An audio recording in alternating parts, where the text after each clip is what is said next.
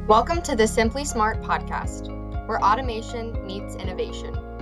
Each episode dives into real-world strategies, success stories, and expert insights that help you work smarter, not harder. Hi, I'm Ann Gustitus, Chief People Officer with SimpliSmart. I have Markika here with us. Hello. And I have Melanie Brown. And they are going to discuss women in tech. But before we dive into the details, can you both please share a little bit about your background and what you're currently doing? Sure. A little bit about my background. I'm a graduate of Purdue University. Boil it up. That's right, boil it up. I've been in this industry since about 2005. So, I mean, I've worked in the gambit of government, federal government, Lilly, and just kind of all the way around. Extension, which is where I met Markika. Okay. Mm-hmm. And then decided to go back to school, wanted the global view, got the MBA, because I've always been a numbers person in finance. So, and right now I'm working with North Mechanical, which is a huge contracting company. They build some of the greatest buildings in this city. And it still amazes me that even with that being contracting and all the different, it's still the heart of what I'm doing is automation. So, So I went to Purdue.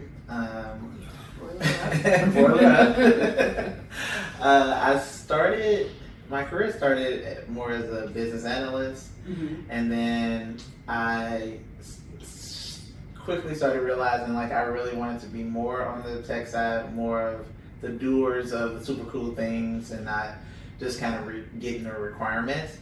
But I was in that field for, about 8-9 years.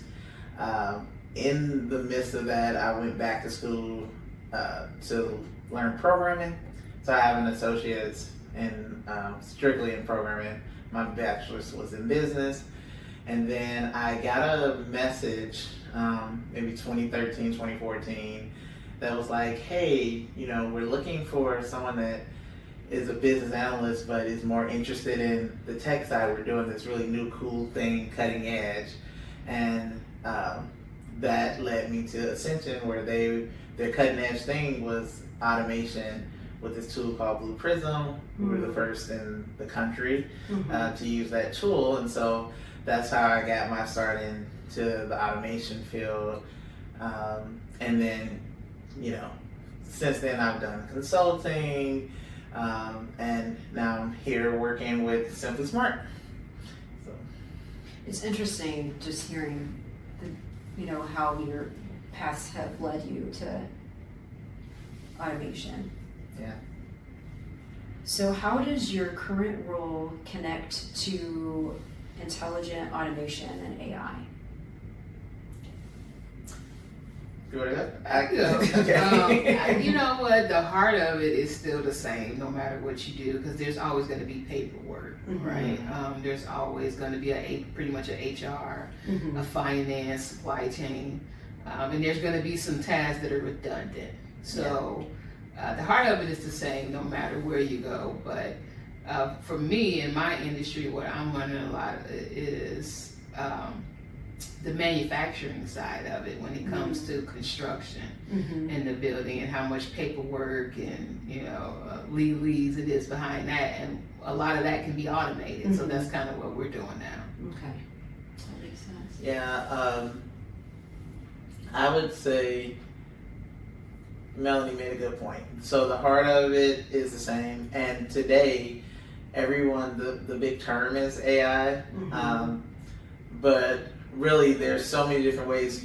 We get to assess okay, do we really need to run this through an LLM to do this, or is the instruction so repetitive that we can build a bot to do it? Is it more of hey, we just need to optimize this process? You guys are doing some extra things that maybe we can do this better, and then we'll build, some AI agents that still really isn't running it through an LLM. It is just more task oriented. Instead of you maybe having to monitor an inbox, we'll have an agent out there that's monitoring this inbox and filling this queue, and maybe when this queue, is filled or a bot runs some other process. So it's like I look at it now as it's intelligent automation, which is really incorporating all of the different pieces. Is maybe you need some things orchestrated better on top of some AI. I mean, in my opinion, we'll probably get to this later, but I think AI is better suited for the things that the bots couldn't do, like some of the more intuitive things.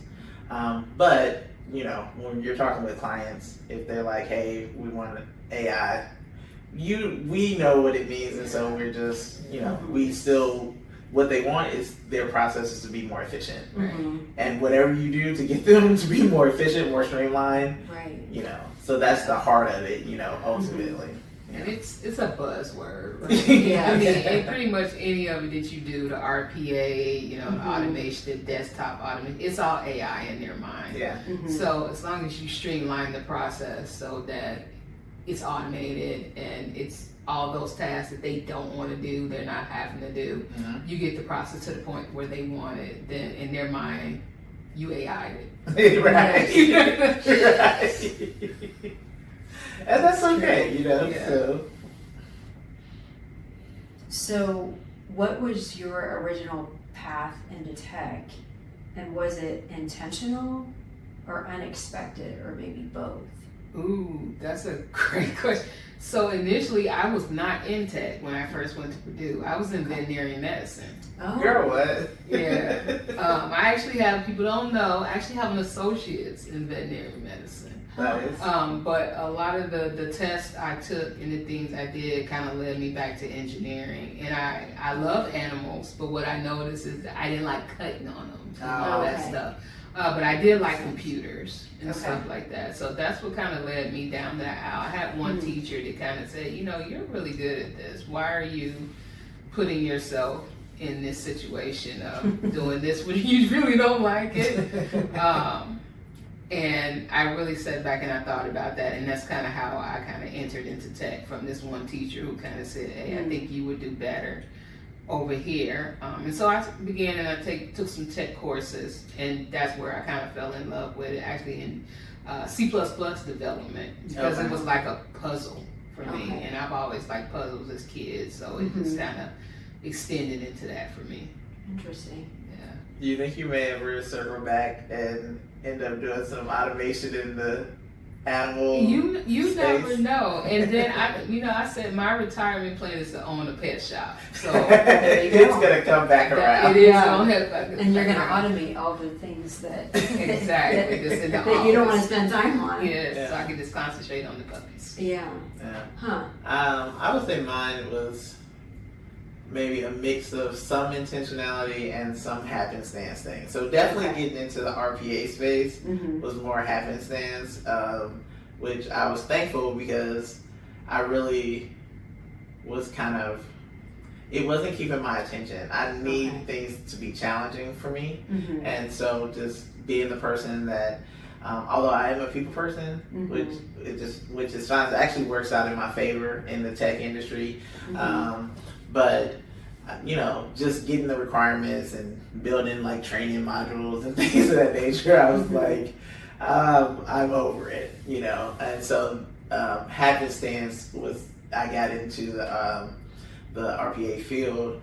Now, initially, I was in the School of Business in Cranor at Purdue, and I realized early on I was majoring in accounting, and I was like, this is not like I'm junior year, I'm taking intermediate in accounting, and I was like, is this what you want to do? Like when you get out of school, and it was a no, and I was much more interested in my minor, which was information systems, and I had an advisor tell me like, oh, you should just Kodo into the School of Technology. Yeah.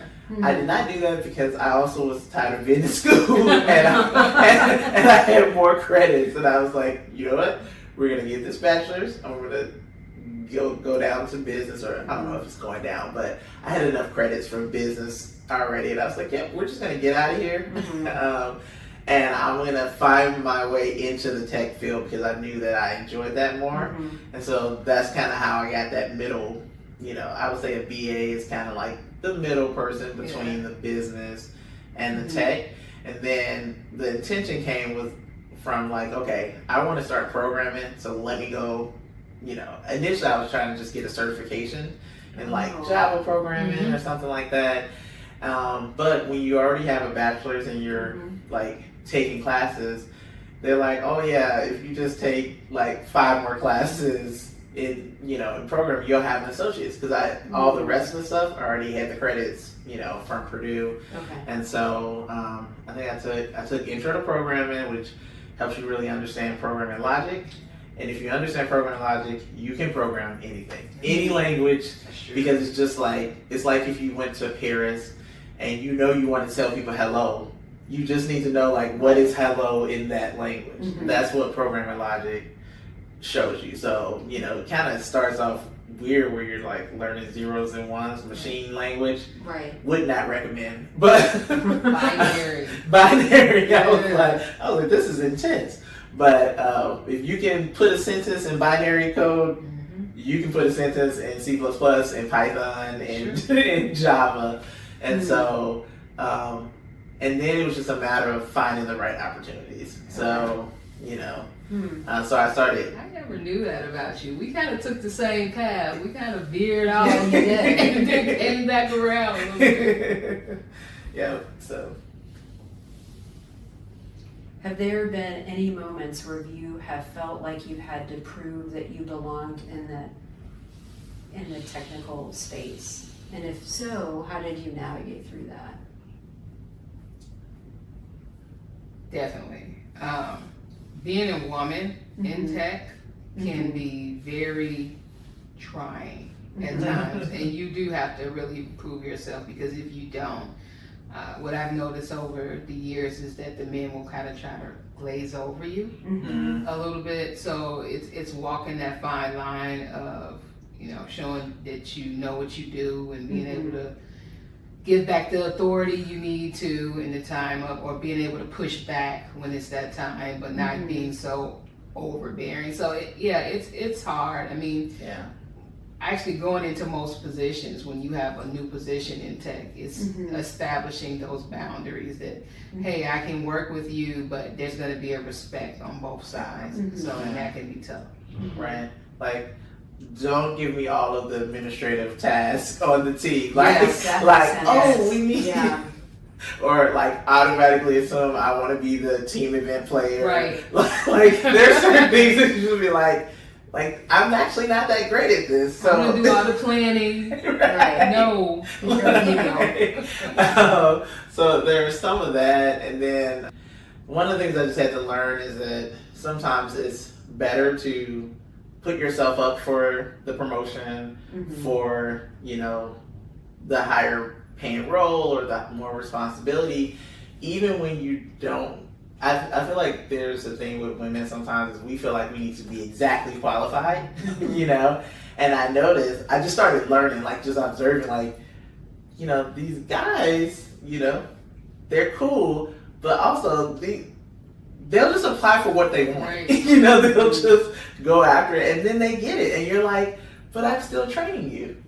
Okay. That is different. And so I think, I don't know if I always felt disadvantaged, but I started learning to like take more, risks, but just like go after it, because, they will. They'll just go after what they want. And so, I just started observing that, and I'm like, oh, let me pick up some of that, I guess mentality. And so yeah. A part of tech that you learn as a woman. Yeah. A little bit, that there is going to be certain times where things are just not fair. Yeah. And that's just the honest of it all. And so you grieve it for a minute, right? And then you pick yourself up and you're like, okay, you have to be strategic about what's next for yourself. Yeah. And then also too, like you mentioned, like setting boundaries and kind of showing who you are when you get there. It's like, as a woman, in tech, you're also kind of walking a line, because if you're too like by the book, or just like very firm on like your stances, especially if you're in a leadership role, what you expect of people, sometimes that can come off, is perceived differently, you know? So that's some of the things that I've noticed, like maybe. So what skills do you believe will matter most for the next generation for automation opportunities?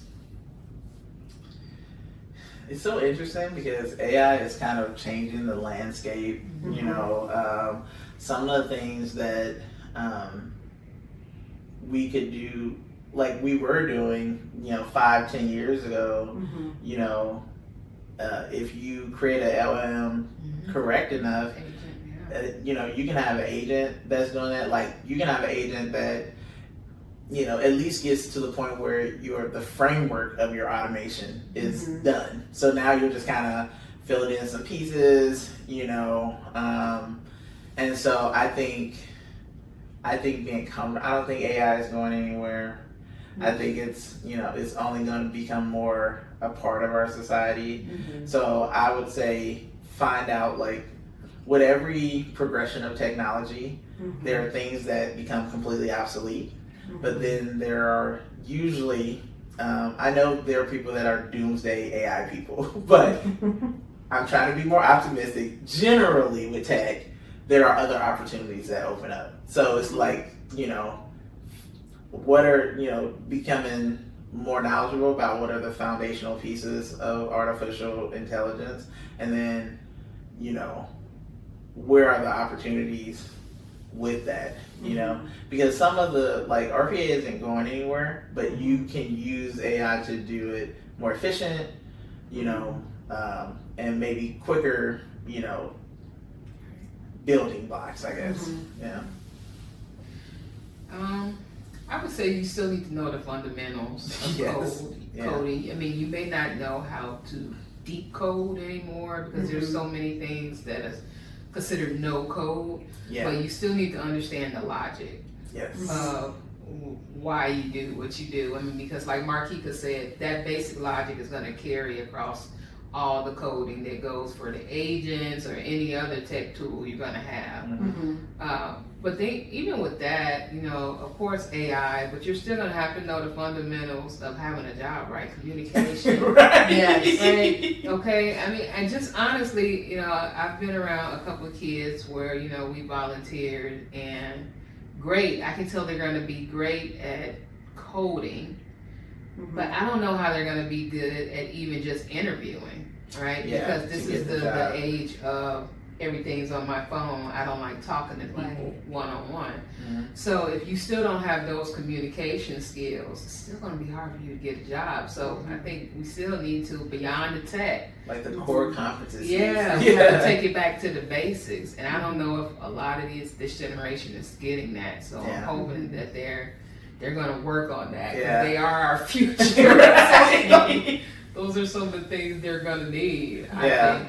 And not to mention the problem-solving skills. Exactly.